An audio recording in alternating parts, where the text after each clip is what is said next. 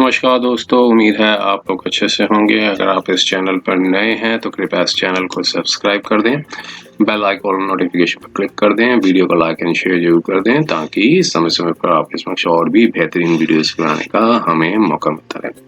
दोस्तों, माननीय supreme court ने एक जजमेंट दिया है जो कि वेरिफिकेशन ऑफ जो एडवोकेट्स हैं उनकी डिग्री से रिलेटेड एक जजमेंट है वो पास की है। और ये एक रिपोर्टेबल जजमेंट है, एक रिट पिटीशन नंबर 82 ऑफ 2023 जो कि petitioners versus bar council of India and another एक रेस्पोंडेंट्स हैं। आप यहाँ पर इसके कंटेंट्स को पहले देखते हैं कि क्या मांगा गया था और किस तरीके का डायरेक्शंस है माननीय सुप्रीम कोर्ट ने पास किया है। तो देखिए, ये बताया गया है कि एक यहाँ पे जो पिटिशनर है वो एक प्रैक्टिसिंग एडवोकेट है। उन्होंने इस ज्यूरिसडिक्शन को इन्वोक किया था और 2 रिलीफ्स हैं वो मांगी थी। और जो पहली रिलीफ थी कि एक ऑफिस ऑर्डर था 1 नवंबर 2022 का, जिसमें बार काउंसिल ऑफ इंडिया ने सारे स्टेट बार काउंसिल्स को और अकॉर्डिंग टू द पिटिशनर के मुताबिक was to interdict the process of verification जो कि एनरोल्ड है स्टेट बार काउंसिल्स में और for scrutinising the genuineness of the degrees and the enrolments. और सेकंड इशू था जो कि डील करता था वो जो मेथड है जो कोऑप्ट करता है members of state bar councils to fill up the casual vacancies. तो यहाँ पर 2 डिस्टिंक्ट रिलीफ्स हैं। पिटिशनर ने मतलब अपरेड की थी, रिट पिटिशन इन्वोक की थी। अब दोनों काउंसिल सुनने के बाद अब कोर्ट ने बताया कि 2015 में बार काउंसिल ऑफ इंडिया ने एक नोटिफिकेशन जारी किया था जो कि एक इनके बार council of India certificate verification place of practice verification rules थे 2015 को, उसको नोटिफाई किया था 2015 में। और जो वेरिफिकेशन था एंड द प्लेस ऑफ जो प्रैक्टिस था वो state bar councils and bar council of India ने जो है वो प्रैक्टिस कमेंस की थी। अब 2015 को चैलेंज किया गया था कई हाई कोर्ट्स में, including the high court of Delhi में भी। और उसके बाद ट्रांसफर पिटीशन है वो जो इंस्टीट्यूट की गई थी बिफोर दिस कोर्ट मींस माननीय सुप्रीम कोर्ट में by the bar council of India. Bar council of India ने एक ट्रांसफर पिटीशन डाली थी। अब जो पेंडिंग प्रोसीडिंग्स थी जितने हाई कोर्ट्स में वो सारे केसेस ट्रांसफर हो गए थे in transfer case number so and so. अब उसके बाद बार काउंसिल ऑफ इंडिया ने एक हाई पावर कमेटी बनाई थी जो कि मॉनिटर कर सके प्रोसेस ऑफ वेरिफिकेशन, जो कि हेड थे जो कि हेड उस कमेटी का जो हेड एक फॉर्मर जज सुप्रीम कोर्ट के और 2 फॉर्मर जज ऑफ हाई कोर्ट थे और 3 members of the bar council of India है। अब उसने यहाँ पे बताया कि जो प्रोसेस ऑफ वेरिफिकेशन था उनमें काफ़ी डिफिकल्टीज आई, जिसके वजह से जो चार्जेस हैं यूनिवर्सिटीज़ ने verification of educational certificates of advocates जो है वो डिमांड किए। और 1 मार्च 2017 को डबल बेंच थी 2 जज बेंच ऑफ दिस कोर्ट ने एक डायरेक्शन दी थी यूनिवर्सिटीज़ को कि वो डिमांड ना करें charges for the verification of the educational degrees को। अब आगे बताया है जजमेंट में जो प्रोसेस ऑफ वेरिफिकेशन था वो उसने काफ़ी टाइम कंज्यूम किया क्योंकि एडवोकेट्स की जो संख्या थी वो 16 लाख थी एट द मटेरियल टाइम और जो कि अब ऑलमोस्ट 25 लाख हो चुकी है एट द प्रेजेंट। और काउंटर एफिडेविट भी फाइल किया है बार काउंसिल ऑफ इंडिया ने और उन्होंने इंडिकेट्स किया कि जो स्टेट वाइज पोजीशन थी regards to the verification of enrolled advocates, तो वो उसका जो ब्यौरा है वो नीचे बताया गया है। और ये सारी स्टेट्स का सारा ब्यौरा है, कितने एनरोल्ड हैं और कितने वेरिफिकेशन हुई, अंडर वेरिफिकेशन हुई और कितने फर्जी फेक डिग्री या फेक एडवोकेट्स हैं वो पाए गए। तो ये सब उनका बारे में ब्यौरा बताया गया है, जिसमें से आंध्र प्रदेश का जो नंबर था वो 14 थे, दिल्ली में 117, गुजरात में 0, हिमाचल प्रदेश में 0, झारखंड में 2, केरला में 0, कर्नाटका में 0, महाराष्ट्र एंड गोवा में 7, उड़ीसा में 0। तो मतलब टोटल ये सब 24 स्टेट्स हैं और 24 जगह के टोटल जो एप्लीकेशंस थी वो एनरोल्ड एडवोकेट्स थे वो 20,57,420 थे और जबकि एप्लीकेशंस थी वो 7,55,087 7,57,087। तो अब आगे बताया कि 20 लाख एडवोकेट्स के में जो 20,57,000 एडवोकेट्स में से 7,55,000 की एप्लीकेशन फॉर्म्स हैं रिसीव्ड हुए थे फॉर द वेरिफिकेशन, और सीनियर एडवोकेट्स और एडवोकेट्स ऑन रिकॉर्ड को सिर्फ डिक्लेरेशन देना था, जो कि 1,99,000 डिक्लेरेशन थे वो रिसीव्ड हुए थे, और टोटल फॉर्म्स जो रिसीव हुए उन दोनों को मिला के वो बने 9,22,000, जो कि टेबल में बताया गया है। तो ऊपर का जो टेबल बताता है कि जो मेजॉरिटी ऑफ एडवोकेट्स जो इनरोल्ड हैं स्टेट बार काउंसिल में, उन्होंने अपना वेरिफिकेशन फॉर्म नहीं दिया है। बार काउंसिल ऑफ इंडिया ने एप्रीहेंड्स किया है कि जिन एडवोकेट्स ने फॉर्म नहीं दिए हैं फॉर द वेरिफिकेशन वो क्वालिफाइड नहीं है इन और या तो वो क्वालिफाइड नहीं है, या फिर possession of the fake degrees है उनके पास। और बार काउंसिल ऑफ इंडिया ने अपनी जस्टिफिकेशन के साथ बताया कि एक क्लास ऑफ पर्सन्स हैं जिनके पास कोई क्वालिफिकेशंस नहीं है, वो प्रैक्टिस में आए हुए हैं, तो वो एक एरिना ऑफ कोर्ट्स में आते हैं for extraneous purpose. Extraneous purpose में आते हैं मींस नॉट रेलिवेंट पर्पस के लिए आते हैं, जो कि डिस्टर्ब करते हैं वर्क को।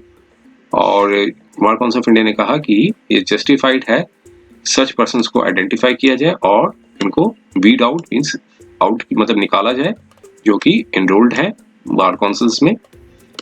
और ड्यू वेरिफिकेशंस जो थी स्टेट बार काउंसिल्स की, वो एक अटमोस्ट अब कोर्ट ने बताया कि जो ड्यू वेरिफिकेशन जो है स्टेट बार काउंसिल्स के साथ जो एडवोकेट्स एनरोल्ड है वो अटमोस्ट इम्पोर्टेंस है, ताकि integrity of administration of justice को बचाया जा सके।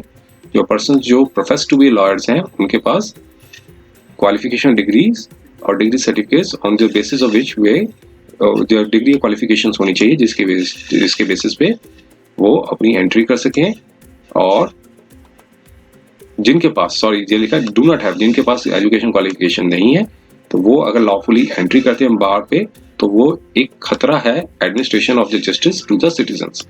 तो इसलिए ये ड्यूटी है हर जेन्युइन एडवोकेट की कि वो कोऑपरेट करे बार काउंसिल ऑफ इंडिया को, ताकि जो सर्टिफिकेट्स जो हैं ऑफ प्रैक्टिस है वो वेरीफाई किया जा सके with educational degree underline degree certificates के साथ। अगर जब तक ये एक्सरसाइज नहीं की जाएगी पीरियडिकली, तो ये एक डेंजर होगा एडमिनिस्ट्रेशन ऑफ जस्टिस, जो कि एक सीरियस अंडर क्लाउड होगा। और सबमिशंस जो थे वो बार काउंसिल ने जो दिए वो इंडिकेट्स करते हैं कि सेवरल पर्सन जो हैं वो स्टेट बार काउंसिल पे इलेक्ट हो चुके हैं, और कई पर्सन जो हैं वो जुडिशियल ऑफिस पे भी डिस्ट्रिक्ट जुडिशरी में भी आ चुके हैं। तो ये कम्युनिकेशंस जो बार काउंसिल ने दी थी 1 नवंबर 2022 को, वो एक्सेप्शन था इस फैक्ट का कि bar council of the state of Uttar Pradesh ने प्रोसेस ऑफ वेरिफिकेशन जो है वो स्टार्ट की थी इन हरीड मैनर पे की थी, मीन्स बहुत मतलब हरीडली किया था, जबकि without verification of the genuineness and validity of the educational certificates and the degree of the advocates। तो ये letter adverse to the fact that कि सर्टिफिकेट ऑफ प्रैक्टिस जो है वो इशूड होने चाहिए by the state bar council. तो ये हर स्टेट बार काउंसिल को डायरेक्शन दी जाती है कि डायरेक्शन दी गई थी कि वो प्रोसीड ना करें वेरिफिकेशन में टिल फर्दर ऑर्डर्स। तो लेकिन हाउएवर ये क्लेरिफाई कर दिया गया था कि स्टेट बार काउंसिल जो वेरीफाइंग कर रहे हैं genuineness and validity of the degree of certificates, वो कंटिन्यू करें टू डू सो। आगे फिर देखिए बताया है, अब दूसरे जो चेयरपर्सन थे बार काउंसिल के, उन्होंने भी जो स्टैंडिंग काउंसिल थे उन्होंने भी बताया, उन्होंने भी अपनी कंटेंशंस रखी। और अब कोर्ट ने बताया कि सारी डायमेंशंस को देने के बाद और डायरेक्ट इम्पैक्ट पड़ता है enrolment of the fake degree holders, और जो पर्सन जो है पोजीशन में नहीं है क्वालिफिकेशंस में, वो एंट्री करते हैं बार में, तो वो have the entry into the bar on the administration of justice. तो यहाँ पर कोर्ट ने अपनी suggestions the bar council of India की कि एक हाई पावर्ड कमेटी है वो कंस्टिट्यूट की जाए इस कोर्ट द्वारा, वो ताकि प्रोसेस ऑफ वेरिफिकेशन जो है वो मॉनिटर किया जा सके। और इन हमारे व्यूज पे कि हाई पावर कमेटी है जो कि चेयर्ड की जाएगी। एक फॉर्मर जज होंगे माननीय सुप्रीम कोर्ट के, और जो मेंबर्स होंगे जो इसमें 2 जज होंगे हाई कोर्ट के और 2 सीनियर एडवोकेट्स होंगे और 3 मेंबर्स जो होंगे बार काउंसिल ऑफ इंडिया के होंगे। ये सजेशन जो है वो एक्सेप्ट कर ली है बार काउंसिल ऑफ इंडिया ने, और उन सबके जो है ऑनरेबल मेंबर्स के नाम थे वो बताए गए, और बार काउंसिल ऑफ इंडिया को डायरेक्शन दी कि वो नॉमिनेट करें 3 मेंबर्स को, और सेक्रेटरी स्टेट बार और secretary of the bar council है वो एक नोडल ऑफिसर बनाए ताकि लॉजिस्टिकली असिस्टेंस है मेंबर्स को दी जा सके कमेटी की। और जो ऑनरियम है अब यहाँ पे बताया जो ऑनरियम है वो मेंबर्स ऑफ द कमेटी को फिक्स किया जाएगा। चेयरपर्सन जो होंगे वो in consultation with the bar council of India, और द कमेटी जो कंस्टिट्यूट बाय कोर्ट है वो एम्पावर्ड होगी मॉनिटर कर सके वेरिफिकेशन को, और कमेटी के पास लिबर्टी होगी वो नेसेसरी गाइडलाइंस और डायरेक्शंस भी दे सकें टू इंश्योर कि जो प्रोसेस ऑफ वेरिफिकेशन है एडवोकेट्स का वो ड्यूली कैरिड आउट हो सके। और द प्रोसेस ऑफ वेरिफिकेशन जो होगा वो शैल इनकम्पास जो जिसमें एजुकेशन क्वालिफिकेशन डिग्री सर्टिफिकेट्स होंगे एंड जो certificates of the enrolment of the advocates जो होंगे वो कंसर्न होंगे। तो मीन्स 2 इश्यूज पे होंगे, एक तो डिग्री सर्टिफिकेट्स पे और certificates of the enrolment of the advocates. तो सारी स्टेट बार काउंसिल्स है वो कंप्लाई करेगी directions of committee and report compliance. और जितनी भी यूनिवर्सिटीज है वो और एग्जामिनेशन बोर्ड्स हैं वो genuineness of the educational certificates verify करेंगे बिना किसी चार्ज लिए हुए फीस को, और जो रिक्विजिशन जो बार काउंसिल है वो भी कैरी डाउन होंगे विदाउट अनड्यू डिले, और रिपोर्ट्स ऑफ वेरिफिकेशन जो है वो सबमिट की जाएगी एक्सपीडिशियसली, तेजी से की जाएगी। और अब कमेटी को रिक्वेस्ट किया कि वो अपना काम है एट अर्ली कन्वीनियंस पे करें और mutual convenient date and time पे करें, और स्टेटस रिपोर्ट जो है वो सबमिट कर दी जाए कोर्ट को 31 अगस्त 2023 को। और क्लैरिफाई करते हैं यहाँ पे कोर्ट ने क्लैरिफाई किया कि जो कॉन्स्टिट्यूट की गई कमेटी को ये इसलिए की गई है ताकि इफेक्चुएट किया जा सके वेरिफिकेशन को, और नॉट बी इन इटसेल्फ की उसको ये ना समझा जाए, उससे यह इंटरप्रिटेशन की जाए कि ये डायरेक्शन है for extending the existing terms of the bar councils. तो यहाँ पर इस पिटीशन को आगे लिस्ट किया गया है 11 सितंबर 2023 को। ये 3 बेंच जजमेंट है, ये जो कि जजमेंट जो आई थी वो 10 अप्रैल 2023 की आई थी। ये 3 ऑनरेबल जजेस की बेंच की जजमेंट है। तो उम्मीद है ये वीडियो आपको पसंद आया होगा। अगर वीडियो पसंद आया तो कृपया इस चैनल को लाइक कर दें और